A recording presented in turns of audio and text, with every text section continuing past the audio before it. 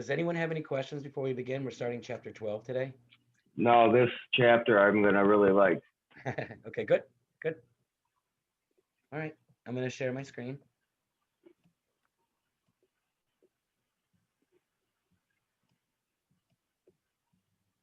All right, so now, and in the last chapter, we talked about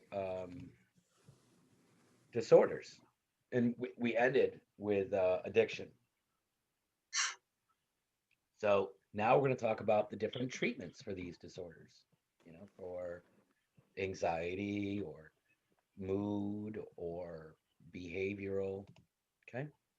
So there are biological treatments, and that means medicine essentially. So medications for mental disorders. The most commonly used biological treatment for mental illness is the prescribing of drugs.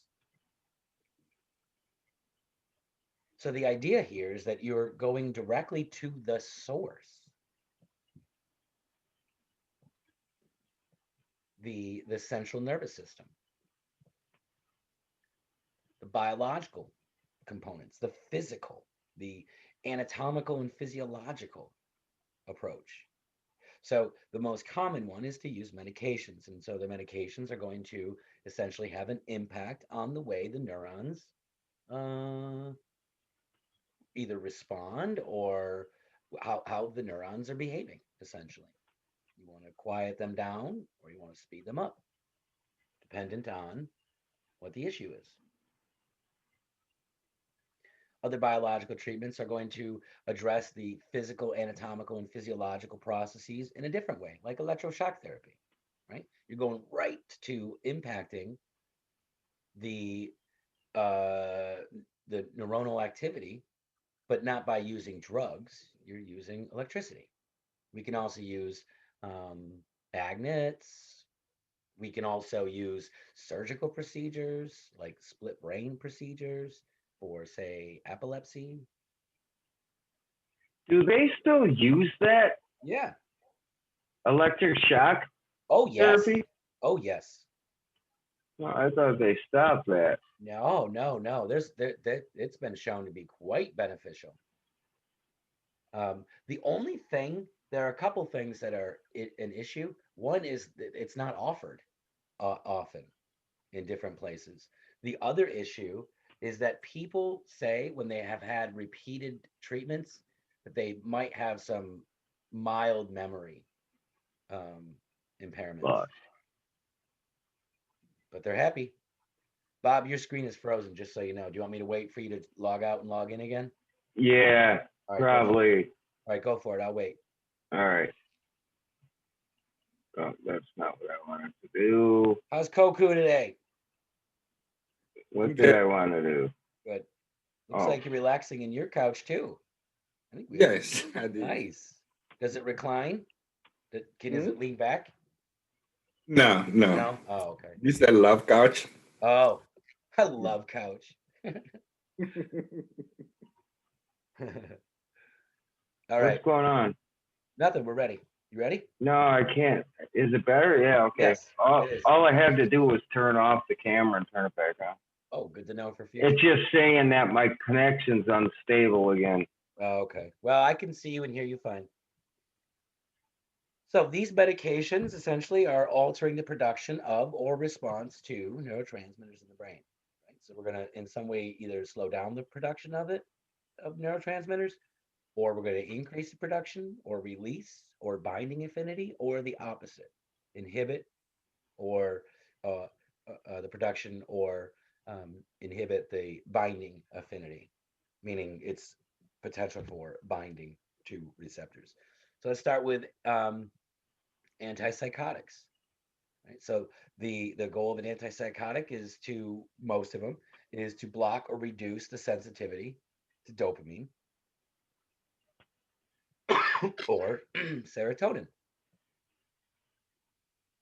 So this tells us that if people who are, like, let's say, experiencing hallucinations or delusions, it tells that if they're taking drugs to help with that, and the goal of the drug is to reduce sensitivity, it means that there's either too much dopamine being released or too much serotonin being released, or or it's being synthesized too much, or it's binding too easily.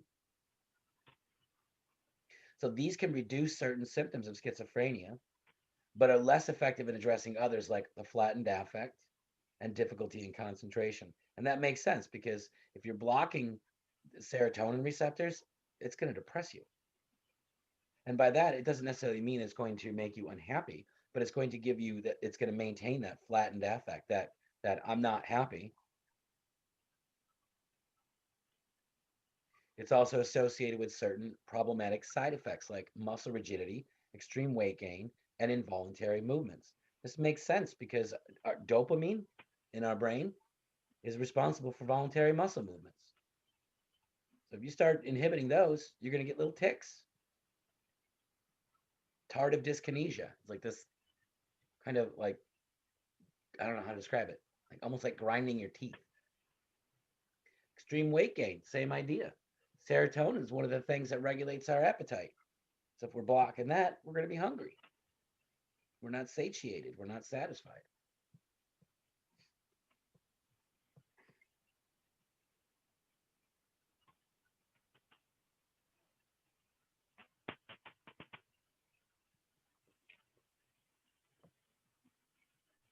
Back in the day, before they understood how the nervous system works and understanding neurotransmitters, they used to use what was called, well, they used to call them frontal lobe lobotomies or whatever, but that's redundant. Hey, stop that. Yeah, the ice pick lobotomy. Yeah. Well, what they would do is they would take something that resembled an ice pick and put it on the inside of the eye and then smack it with a hammer and it would puncture through the orbital socket and damage a part of the brain in the frontal lobe. And so what they found was that a third of the patients who underwent this procedure had beneficial effects from schizophrenia, as in like their some of their symptoms were relieved.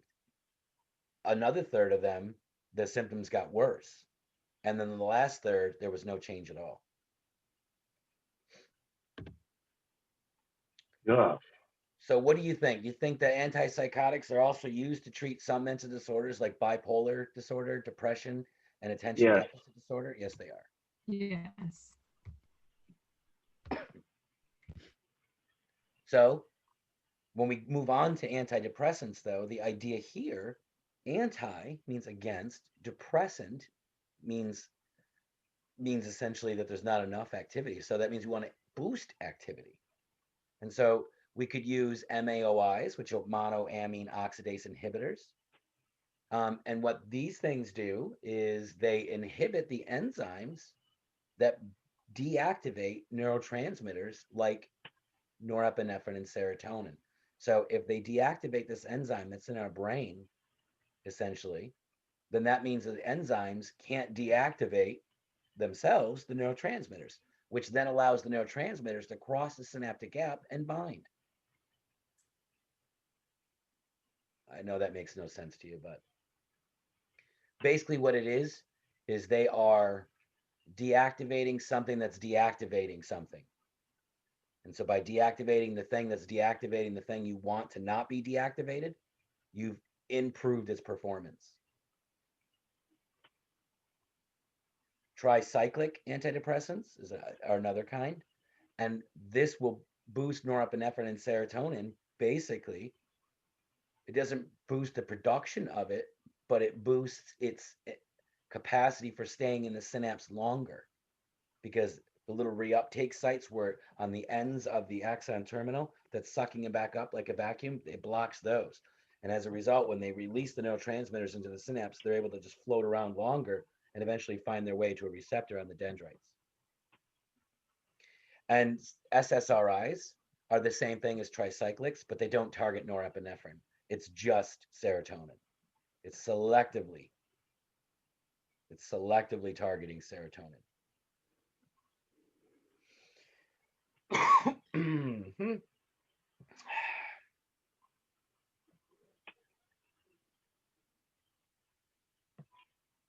I need a haircut so bad. I'm starting to get my basketball head.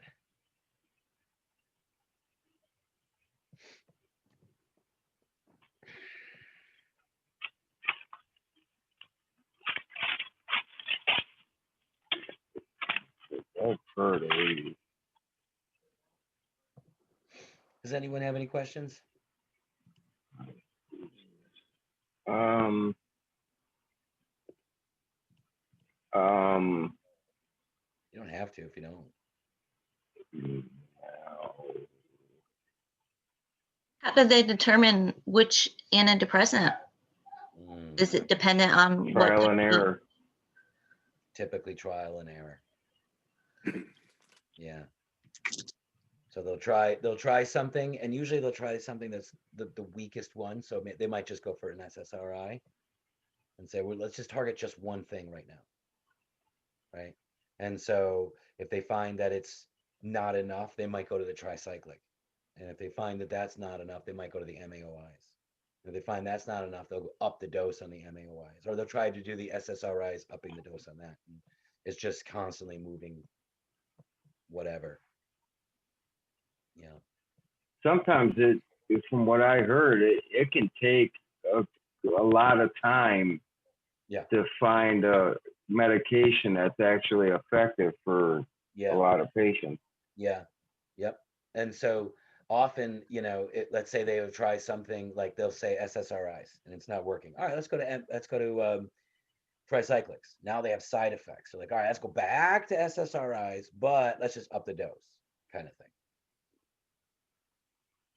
So that's often the case. Either it's not working or they have side effects they don't want. So trying to find that exact right dose and that exact right target can be tricky. And each time you do it, it takes weeks for it to have an effect. Yeah, isn't it like it actually takes up to 28 days to see if it even has any effect at all? Some medications. I couldn't tell you the specifics, but I know that the average, what they usually say is that you may not see any effect at all until starting after at least 2 weeks. But it may take 4 for a full effect. I couldn't tell you. So now when we're dealing with anti-anxiety, right? So with anxiety, there's too many neurons firing. We're anxious, right? We need to quiet them down a little bit. So what do? We give a tranquilizer. We give a drug that calms things down. Well, how does it do it? It essentially, it says it increases the activity of GABA. And GABA is a depressant. GABA is an inhibitory neurotransmitter. Now, these may help with acute anxiety, but are not considered a long-term treatment. When the drugs are stopped, the symptoms will usually return. So what they're saying is, like, let's say you're really anxious, you might want to take that. I'm not saying you should at all. I've never tried one. Drugs scare me. I'll be honest with you. They always have. They've always scared me, of any kind, except for Labatt Blue Light. That doesn't scare me at all. So what they'll say is, some people will take a Valium to deal with the anxiety for right now, just to get through whatever the day, but they know that if you have chronic anxiety, you can't do that every day.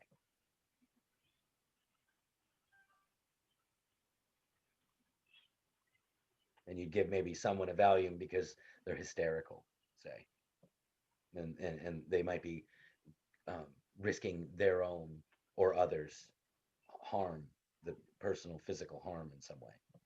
Do you want to know what's funny about that?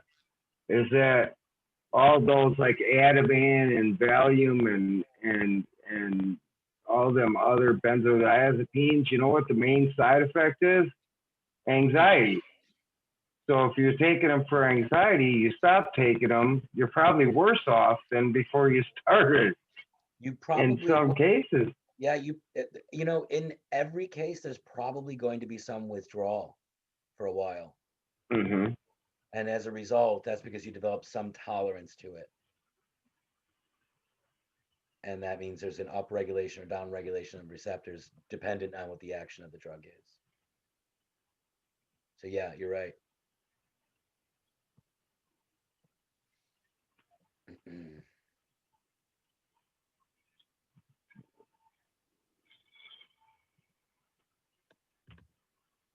So lithium, we would prescribe for someone with bipolar disorder. Lithium is a mood stabilizer, right? You don't want to give someone with bipolar an antidepressant because then their manic episodes are extremely manic, right? So it moderates levels of norepinephrine by protecting cells from being overstimulated by the neurotransmitter glutamate. Remember, we said glutamate was the most abundant excitatory neurotransmitter we have. It must be given in the right dose, and the bloodstream levels have to be monitored. Other medications for bipolar disorder include Tegretol and Depakote. You don't need to know that. Just know lithium bipolar mood stabilizer.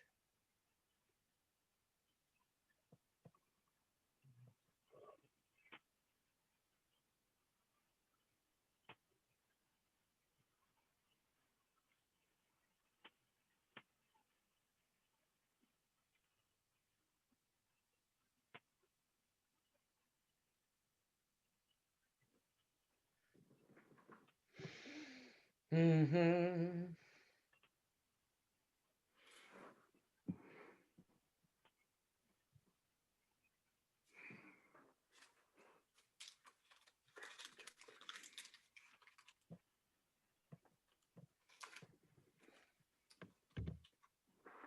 Oh, Go ahead.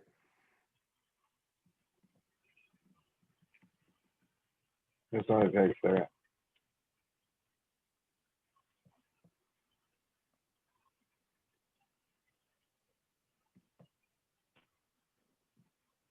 I don't really have much to talk about. There's really nothing that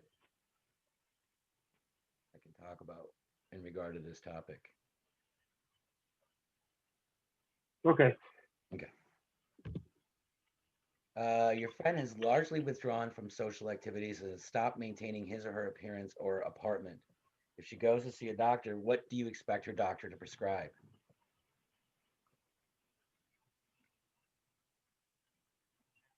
B. B, correct. Because these are symptoms of depression. If they mention something like and they start to hear voices and things, that would be an issue. Let me see something real quick. One, two.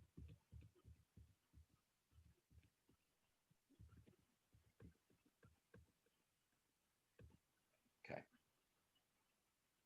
So the placebo effect.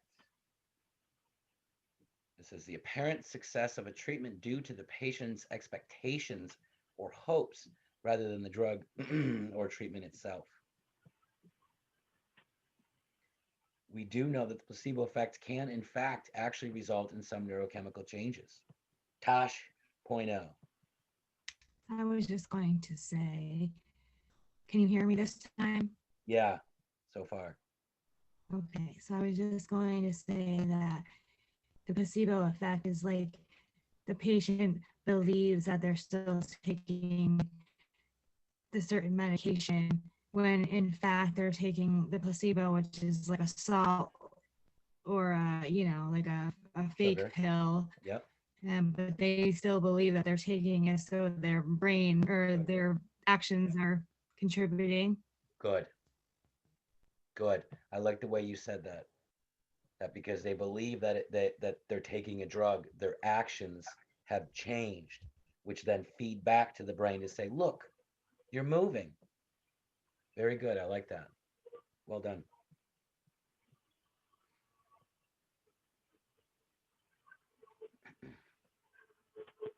Which is really good for something like depression, which is what it's saying, basically.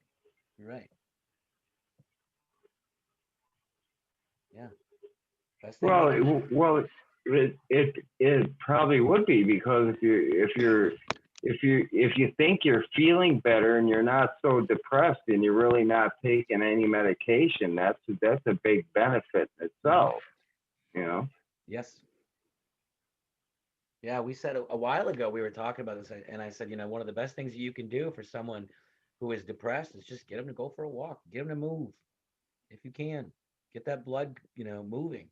You get the blood moving just a little bit just by going for a walk. Then what's happening is it's causing your brain to be cleaned out, right? Getting rid of some debris and making the neurons fire more. That's what it's missing, neural firing. No, I'm not saying it's always going to work, but it has it does something. you know, gives you a shot, at least temporarily. You know, someone says, you know, I don't, I'm so depressed and I just, I don't want to live anymore or something like that. Yeah, all right, okay, I get you, I get you. Let's go for a walk. Let's talk about it. You know, let's go for a walk.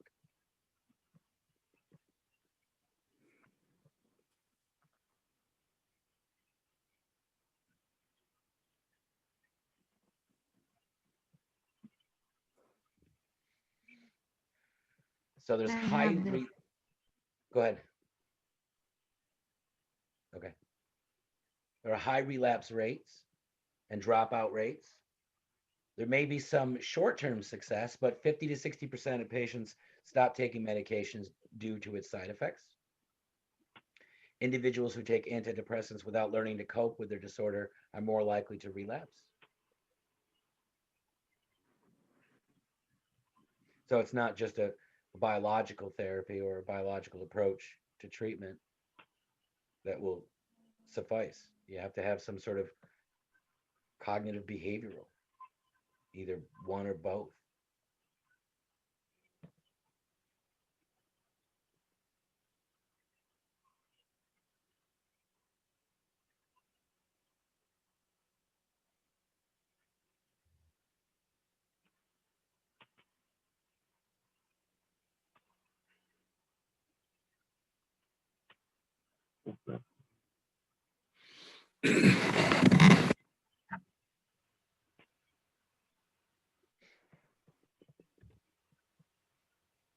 There's a general disregard for effective non-medical treatments. The popularity of drugs has been fueled by pressure from insurance companies who prefer faster, less expensive treatment options. Direct advertising to consumers in the USA also leads to heightened expectations. The research shows that non-medical treatments may work as well or even better. So there is some money, both in money making and cost savings. People who seek other forms of therapy, um, whether it be cognitive therapy, behavioral therapy, both, psychoanalytic, whatever you want to, whatever approach you're taking, it costs money. People charge money for their time. It's cheaper to just put them on drugs.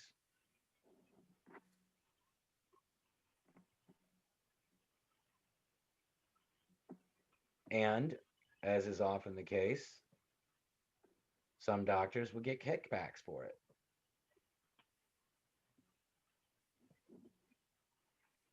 But I have to be honest, most doctors, and I mean this too, most doctors won't prescribe medication until it's absolutely necessary. And by that, it means that most doctors, most medical family doctors, general practitioners, whatever you want to call them, most of them go through rigorous training to make sure, well, all of them go through rigorous training, but most of them will use rigorous methods to essentially assure themselves and you that, you know, this is not a last option, but it's, you know, not our first option. Make sure that you really do need this level of intervention because there are, you know, some side effects. So, you know, some of them are suicidal thoughts. Some of them are loss of sexual libido. That's a very common one for people taking antidepressants.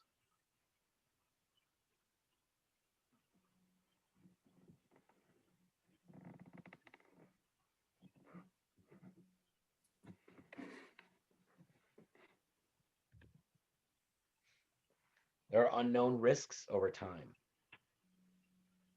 dosages, and interactions.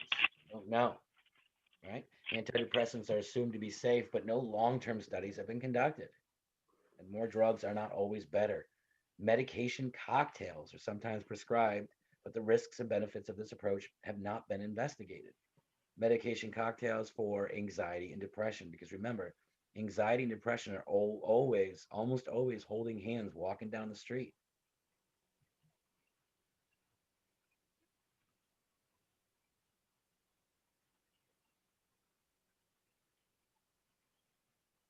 You treat one issue with one drug, you treat another issue with another drug, and the other one may be exacerbating the symptoms of the first one.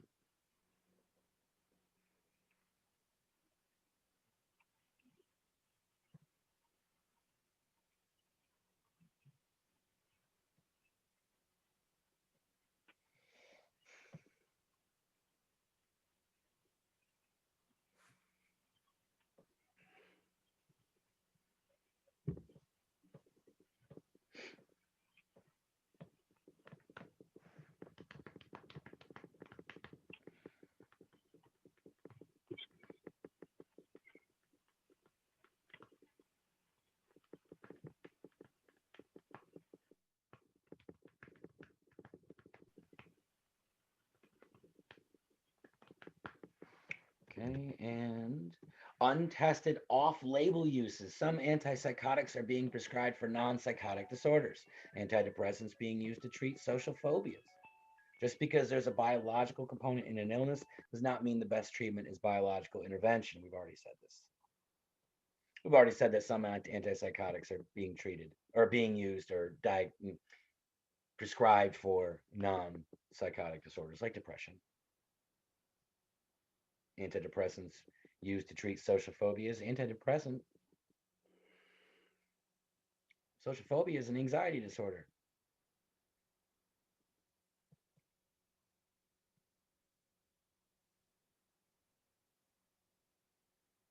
So you're relying on the physician to make sure that you're prescribing the right drug for the right malady. It's supposed to be another nice day today. It's supposed to be like 69 degrees up in Champlain anyway.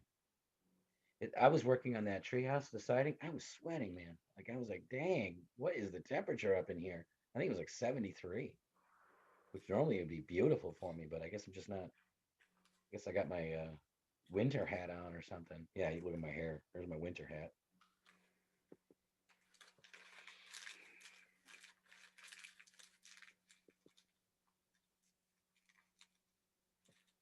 Any questions? Oh, Hammer's coming in. I do have a question. What's It's up? probably silly, but I'm just curious. Antisocial personality, like the Ted Bundys out there, no empathy or whatever, are there medications that can help treat that, or is that Likely what they'll be given is something that's an anti-anxiety or something just to calm them down, just to inhibit their impulsive behaviors. Yeah. Because they don't know you don't want to give them an antidepressant because that'll make them more, impulsive, essentially. I don't know, maybe antipsychotics too. But I would think in anti-anxiety, an anxiolytic. Yeah.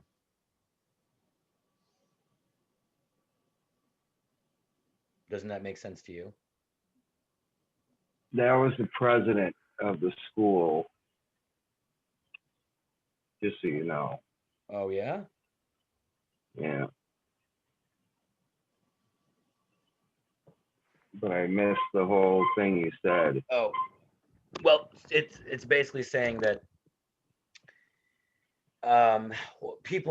doctors are prescribing drugs for things that shouldn't be prescribed to address certain diseases Yeah. or disorders. I'll just look back at it later Okay. once I've been holding up the class for that. Okay. Well, that's the 16 for today. Oh, I'm gonna stop recording.